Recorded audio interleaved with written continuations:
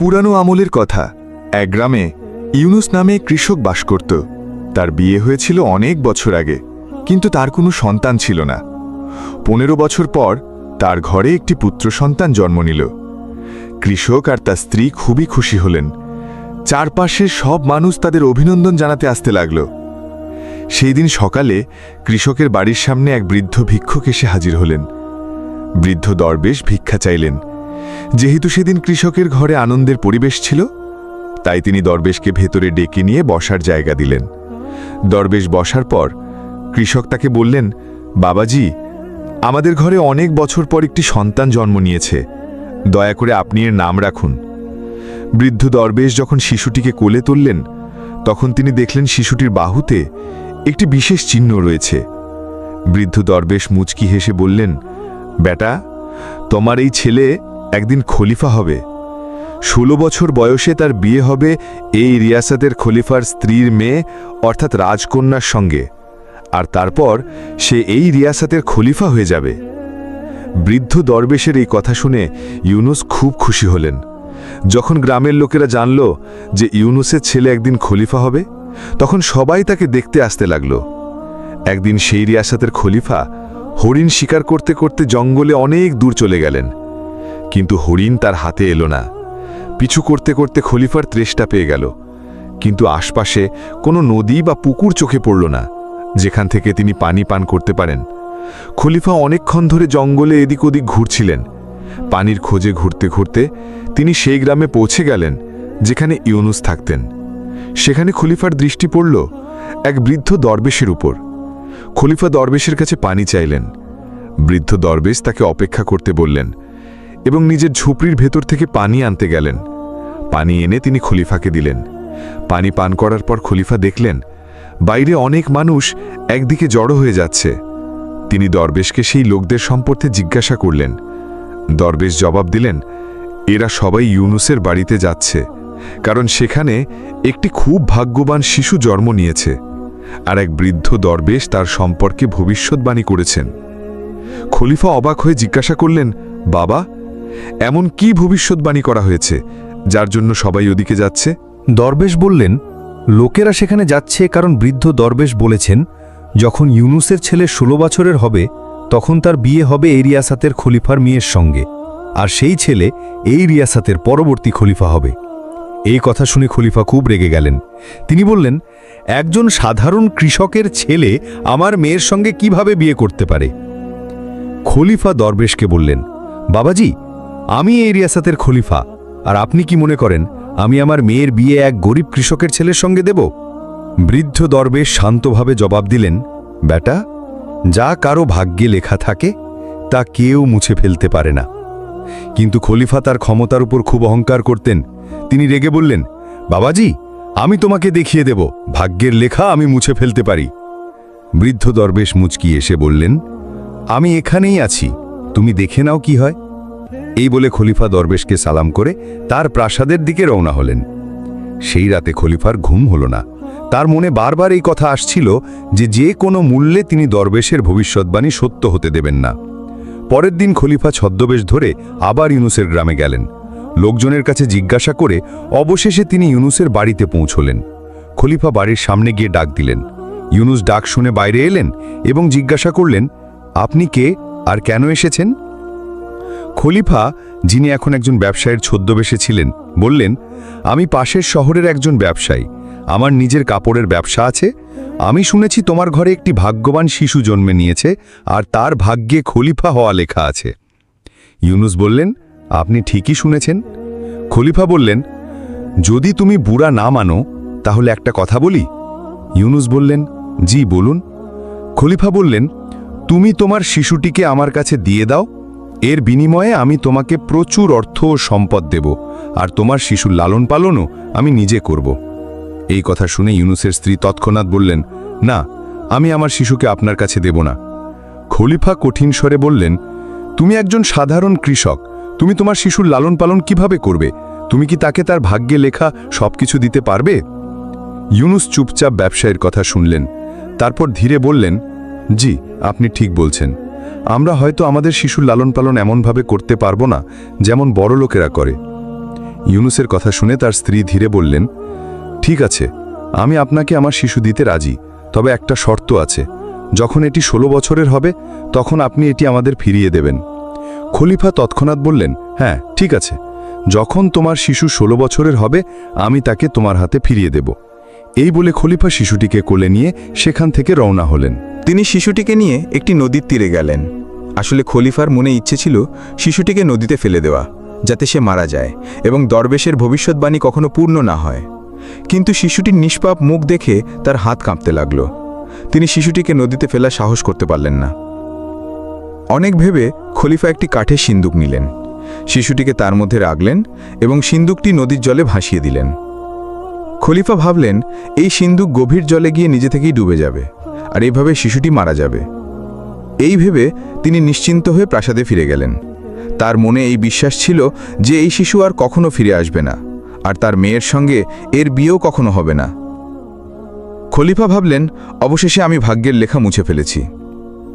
ইতিমধ্যে সেই সিন্দুক জলে ভাসতে ভাসতে নদীর একটি তীরে গিয়ে আটকে গেল, যেখানে একজন মৎস্যজীবী মাছ ধরছিল। মৎস্যজীবীর নজর যখন সেই ভাসমান সিন্দুকের ওপর পড়ল, তখন সে অবাক হয়ে বলল, এর মধ্যে তো একটি ছোট্ট শিশু রয়েছে। সে বিস্মিত হয়ে গেল, কারণ মৎস্যজীবীর নিজের কোনো সন্তান ছিল না। সে শিশুটিকে তার বাড়িতে নিয়ে যাওয়ার সিদ্ধান্ত নিল। মৎস্যজীবী স্ত্রী যখন শিশুটিকে দেখলেন, তিনি খুব খুশি হলেন। তিনি তার স্বামীকে জিজ্ঞাসা করলেন, এই শিশুটি কার, কোথা থেকে এনেছো? মৎস্যজীবী তাকে পুরো ঘটনা বললেন, কিভাবে তিনি নদীর তীরে মাছ ধরছিলেন এবং নদীতে ভাসমান একটি কাঠের সিন্দুকে এই শিশুটিকে পেয়েছেন। দুজনে হাত জোর করে আল্লাহর শুকরিয়া আদায় করলেন যে তাদের একটি প্যারের শিশু দেয়া হয়েছে। এখন সেই শিশু মৎস্যজীবীর বাড়িতে বড় হতে লাগল। মৎস্যজীবী তার নাম রাখলেন হারিস। এভাবে সময় কেটে গেল এবং হারিস ধীরে ধীরে বড় হতে লাগল। 16 বছর কেটে গেল। এখন হারিস একজন অত্যন্ত বুদ্ধিমান, সুশীল এবং নেক চরিত্র যুবক হয়ে উঠেছিল। একদিন সে তার উস্তাদের কাছে পড়াশোনা করছিল। উস্তাদ যা কিছু প্রশ্ন করতেন, হারিস তৎক্ষণাৎ তার সঠিক জবাব দিত। এটি দেখে উস্তাদ খুব মুগ্ধ হলেন এবং বললেন, হারিস, তুমি তো খুবই বুদ্ধিমান এবং জ্ঞানী, তুমি ভবিষ্যতে খুব বড় মানুষ হবে। উস্তাদ তখনও হারিসের প্রশংসা করছিলেন, এমন সময় সেই খলিফা সেখান দিয়ে যাচ্ছিলেন, যিনি অন্য একটি এলাকায় কোনো জরুরি কাজে যাচ্ছিলেন। খলিফার নজর যখন হারিসের ওপর পড়ল, তিনি সেখানে থেমে গেলেন। কিছুক্ষণ তাকে মনোযোগ দিয়ে দেখলেন, তারপর তাকে জিজ্ঞাসা করলেন, বেটা, তুমি কে, কোথায় থাকো, তোমার বাবার নাম কি? হারিস ভদ্রভাবে জবাব দিল, হুজুর, আমি একজন মৎস্যজীবীর ছেলে। এই কথা শুনে খলিফা কিছুটা চিন্তায় পড়লেন, কিন্তু কিছু না বলে এগিয়ে গেলেন। তারপর তিনি সোজা মৎস্যজীবীর বাড়িতে গেলেন। সেখানে পৌঁছে তিনি বললেন, তোমার ছেলে খুবই বুদ্ধিমান এবং সুশীল। মৎস্যজীবী বিনয়ের সঙ্গে বললেন, আলম্পনা, আমি তার আসল বাবা নই, আমি শুধু তার লালন পালন করেছি, কিন্তু সে আমার কাছে সন্তানের চেয়েও বেশি। এই কথা শুনে খলিফা অবাক হলেন এবং জিজ্ঞাসা করলেন, যদি এই ছেলে তোমার সন্তান না হয়, তাহলে তুমি তাকে কোথায় থেকে পেয়েছ? মৎস্যজীবী পুরো ঘটনা বিস্তারিতভাবে বললেন, কিভাবে তিনি নদীর তীরে মাছ ধরছিলেন এবং নদীতে ভাসমান একটি কাঠের সিন্দুকে এই শিশুটিকে পেয়েছেন। খলিফা যখন এই গল্প শুনলেন, তার মুখ লাল হয়ে গেল। তিনি পুরোপুরি বুঝে গেলেন যে এটি সেই শিশু যাকে তিনি 16 বছর আগে নদীতে ভাসিয়ে দিয়েছিলেন। খলিফা এবং মৎস্যজীবী তখনও এই বিষয়ে কথা বলছিলেন, এমন সময় হারিস সেখানে এসে পড়ল। খলিফা তাকে দেখে মনে মনে একটি চক্রান্তের পরিকল্পনা করলেন। তিনি মৎস্যজীবীকে বললেন, আমাকে একটি জরুরি কাজে যেতে হবে। যদি তুমি তোমার ছেলের হাতে আমার একটি চিঠি আমার স্ত্রীর কাছে পৌঁছে দাও, তাহলে আমি তাকে 100 স্বর্ণ মুদ্রা দেব। হারিস খুশি মনে জবাব দিল, জি আলম্পনা, কেন নয়, আমি আপনার চিঠি অবশ্যই পৌঁছে দেব। কিন্তু খলিফা সেই চিঠিতে গোপনে একটি গোপনীয় লিখন লিখলেন এবং তার মোহরও লাগিয়ে দিলেন। তারপর চিঠিটি হারিসের হাতে দিয়ে বললেন, বেটা, এই নাও, এই বার্তা আমার স্ত্রীর কাছে অবশ্যই পৌঁছে দিও। হারিস চিঠি নিয়ে রওনা হলো। সে হাঁটতে হাঁটতে এমন একটি ঘন জঙ্গলে পৌঁছে গেল যে তাকে মনে হলো সে পথ ভুলে গেছে। পথ খুঁজতে খুঁজতে তার রাত হয়ে গেল। রাত কাটানোর জন্য সে কোনো জায়গা খুঁজতে লাগলো। হঠাৎ তার নজর একটি ঝুপড়ির ওপর পড়ল। হারিস ভাবল, রাতটা এখানেই কাটিয়ে নি, সকাল হলেই বাকি পথ চলব। সে ঝুপড়ির ভেতরে প্রবেশ করল।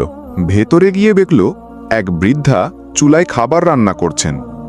সে তার কাছে গিয়ে বলল, আমি কোনো কাজে জঙ্গলের দিকে এসেছিলাম, কিন্তু এখন অনেক রাত হয়ে গেছে। জঙ্গলে এখন জানের ঝুঁকি আছে। বৃদ্ধা হারিসের কথা শুনে তার ওপর দয়া হলো।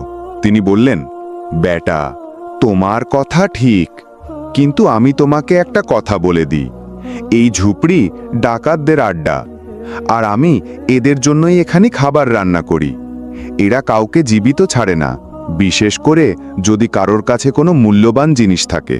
হারিস বলল, মা, আমার কাছে তো তেমন কিছু নেই, শুধু এই চিঠি আছে যা আমাকে খলিফার স্ত্রীর কাছে পৌঁছে দিতে হবে। এই কথা শুনে বৃদ্ধা চমকে উঠলেন। তিনি তৎক্ষণাৎ বুঝলেন ব্যাপারটি গুরুতর। তিনি হারিসের কাছ থেকে চিঠিটি নিয়ে বললেন, আমি কি এই চিঠিটা দেখতে পারি?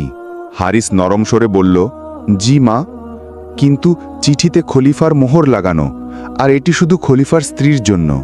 বৃদ্ধা বললেন, বেটা, তোমার ওপর বিপদ ঘনিয়ে আসছে। ঠিক তখনই ডাকাতেরা সেখানে এসে পড়ল। তারা ছেলেটিকে দেখল এবং তারপর সামনে পড়ে থাকা চিঠিটি পড়তে লাগল।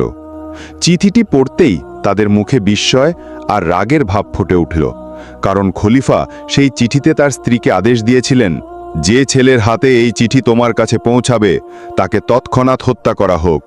এটিই সেই ছেলে যার সঙ্গে আমাদের মেয়ের বিয়ে হওয়ার কথা ছিল। আমি ভাগ্যকে মুছে দিয়েছি, এখন এটাকেও মুছে ফেলো। এটি পড়ে ডাকাতরা একে অপরের দিকে তাকালো। তাদের মধ্যে একজন রেগে বলল, এই খলিফা তো খুব জালিম, শুধুমাত্র এই কারণে একটি নিষ্পাপ ও নেকদিল ছেলেকে হত্যা করতে চায় যে সে ভাগ্যে খলিফা হবে। দ্বিতীয় ডাকাত বলল, আমরা চোর হতে পারি কিন্তু খুনি নই, আর কোনো নিষ্পাপের রক্ত আমাদের হাতে লাগবে না। তৃতীয় ডাকাত বলল, এই ছেলেটি সত্যিই ভাগ্যবান, কেন আমরা তার সাহায্য করব না? সব ডাকাত একমত হলো যে তারা হারিসের কিছু বলবে না, বরং তার প্রাণ বাঁচাবে। সেই বৃদ্ধাও তাদের কাছে অনুরোধ করলেন যেন ছেলেটির সাহায্য করা হয়। বৃদ্ধা মা ডাকাতদের বললেন, যদি তোমরা সত্যি হৃদয়ে খারাপ না হও তাহলে আমার একটা কথা শোনো। এই ছেলেটি নিষ্পাপ, নেকদিল এবং নির্দোষ। এটিকে হত্যা করা পাপ। কেন আমরা এর প্রাণ বাঁচাই না এবং এই জালিম খলিফার ইচ্ছেকে ব্যর্থ করে দিই? একজন ডাকাত বলল, মা, আপনি একদম ঠিক বলছেন। আমরা চোর, কিন্তু কোনো নির্দোষের রক্ত আমাদের হাতে লাগবে না। দ্বিতীয় ডাকাত বলল, আসো এমন করি, আমরা এই গোপন চিঠিটি বদলে ফেলি এবং এর জায়গায় একটি নতুন চিঠি লিখি। বৃদ্ধা বললেন, হ্যাঁ, এমন একটি চিঠি লেখো যাতে লেখা থাকে, যে ছেলের হাতে এই বার্তা পৌঁছাবে তার সঙ্গে তৎক্ষণাৎ খলিফার মেয়ের বিয়ে দেওয়া হোক। এটিই প্রকৃতির ন্যায় বিচার। ডাকাতরা তৎক্ষণাৎ একটি নতুন চিঠি লিখলেন যাতে লেখা ছিল, এটিই সেই ছেলে যার জন্য আল্লাহ আমাদের মেয়েকে ভাগ্যে লিখেছেন। এই বার্তা তোমার কাছে পৌঁছানোর সঙ্গে সঙ্গে বিয়ের প্রস্তুতি করা হোক। চিঠিতে খলিফার সেই মোহরটিও লাগানো হলো যা আগের চিঠিতে ছিল, যাতে কারো সন্দেহ না হয়। যেহেতু চিঠিতে খলিফার মোহর ছিল এবং লেখার ধরনও একই ছিল, তাই খলিফার স্ত্রী বেশি ভাবলেন না। তিনি ভাবলেন, যদি আমার স্বামী নিজে এই সিদ্ধান্ত নিয়ে থাকেন তাহলে নিশ্চয়ই কোনো কারণে, হয়তো এই ছেলেটি কোনো বিশেষ ব্যক্তি যার ভাগ্যে রাজত্ব লেখা আছে। কিছুক্ষণ পর তিনি আদেশ দিলেন যে তৎক্ষণাৎ বিয়ের প্রস্তুতি করা হোক। এভাবে প্রাসাদের খাদেমরা ছুটে গেল, রাজকন্যাকে বিয়ের জন্য প্রস্তুত করা হলো। আর হারিস, যে ছিল সরল হৃদয়ের এবং নেক যুবক, সে জানত না চিঠিতে কি লেখা আছে। সে শুধু ভদ্রভাবে প্রাসাদের আদেশ মেনে চলল। কিছুক্ষণের মধ্যে শাহী দরবারে বিয়ের অনুষ্ঠান সাদাসিধে কিন্তু শান শওকতের সঙ্গে সম্পন্ন হলো। হারিস এবং রাজকন্যার বিয়ে হয়ে গেল। কিছু সময় পর যখন খলিফা প্রাসাদে ফিরলেন, তখন তার মেয়ে প্রাসাদে ছিল না। তিনি কিছুটা উদ্বিগ্ন হলেন এবং তৎক্ষণাৎ সেই চিঠিটি আনতে বললেন। চিঠিটি খুলে পড়ে তার চোখ বিস্ময়ে ছানা বড়া হয়ে গেল। চিঠিতে লেখা ছিল, এই ছেলেটি অত্যন্ত বুদ্ধিমান, নেক চরিত্র এবং সম্মানিত। তাকে তৎক্ষণাৎ রাজকন্যার সাথে বিয়ে দিয়ে আমাদের খানদানের অংশ করা হোক। আমি ফিরে আসার আগেই এই বিয়ে সম্পন্ন দেখতে চাই। এটি পড়ে খলিফার মুখের রং উড়ে গেল। তিনি রাগ, বিস্ময় এবং ভয়ের মিশ্র আবেগে ডুবে গেলেন। তিনি তৎক্ষণাৎ সিপাহীদের আদেশ দিলেন, যাও, হারিসকে গ্রেফতার করে এখানে নিয়ে এসো। সিপাহীরা তৎক্ষণাৎ গিয়ে হারিসকে ধরে নিয়ে এলো। খলিফা রেগে হারিসকে বললেন, তুমি ছলনা করে আমার মেয়ের সঙ্গে বিয়ে করেছ, কিন্তু আমি তোমাকে কখনো আমার জামাই হিসেবে মেনে নেব না। হারিস খলিফার কথা শুনে ভদ্রভাবে বলল, কিন্তু খলিফা, আমি আপনার সঙ্গে কোনো ছলনা করিনি। খলিফা হারিসের কথা কেটে বললেন, তুমি আমাকে বোকা বানাতে চাও, কিন্তু মনে রাখো, আমি এই বিয়ে কখনো মেনে নেব না। দুজনের কথা চলছিল, এমন সময় একজন সিপাহী দৌড়ে এসে খলিফাকে বলল, হুজুর, বাইরে একজন বৃদ্ধ দরবেশ এসেছেন, তিনি এখনই আপনার সঙ্গে দেখা করতে চান। খলিফা তৎক্ষণাৎ আদেশ দিলেন, তাকে ভেতরে ডাকো। দরবেশ ভেতরে আসতেই খলিফা সম্মানের সঙ্গে দাঁড়ালেন, তাকে সালাম করে তার আসার কারণ জিজ্ঞাসা করলেন। দরবেশ মুচকি হেসে বললেন, খলিফা সালামত, মনে হচ্ছে আপনি আমাকে চিনতে পারেননি। খলিফা বললেন, না বুজুর্গ, ক্ষমা চাই, আমি আপনাকে চিনতে পারিনি। তখন দরবেশ মুচকি হেসে বললেন, আমি সেই ব্যক্তি যাকে 16 বছর আগে আপনি বলেছিলেন আমি ভাগ্যের লেখা মুছে দেব। এই কথা শুনেই খলিফা একেবারে হতভম্ব হয়ে গেলেন। তার সব কিছু মনে পড়ে গেল, নদী, কাঠের সিন্দুক আর দরবেশের বলা কথাগুলো। বৃদ্ধ দরবেশ মুচকি হেসে বললেন, কেন খলিফা, ভাগ্যের লেখা কি মুছে ফেলতে পেরেছ? খলিফা লজ্জায় চোখ নামিয়ে ধীরে বললেন, না বাবাজি, আমি ভাগ্যের কাছে হেরে গেছি। দরবেশ বললেন, মনে রাখো খলিফা, ভাগ্যের লেখা কেউ মুছে ফেলতে পারে না। এখন সময় এসেছে যে তুমি হারিসকে তোমার জামাই হিসেবে মেনে নাও এবং তাকে তোমার তখত ও তাজ হস্তান্তর করো। খলিফা বিনয়ের সঙ্গে বললেন, দরবেশজি, আপনি যা বলবেন তাই হবে। এই বলে দরবেশ বিদায় নিলেন। ইতিমধ্যে খলিফা হারিসকে জড়িয়ে ধরলেন, তার কাছে ক্ষমা চাইলেন এবং তাকে সালতানাতের সমস্ত ক্ষমতা দিয়ে দিলেন। তো প্রিয় বন্ধুরা, এই গল্প থেকে আমরা এই শিক্ষা পাই যে ভাগ্যে যা লেখা থাকে তা ঘটেই। কোনো বাদশাহ, কোনো শক্তি, কোনো ষড়যন্ত্র তা বদলাতে পারে না। আর যে আল্লাহর উপর ভরসা রাখে, সাফল্য শেষ পর্যন্ত তার পায়েই এসে ধরা দেয়।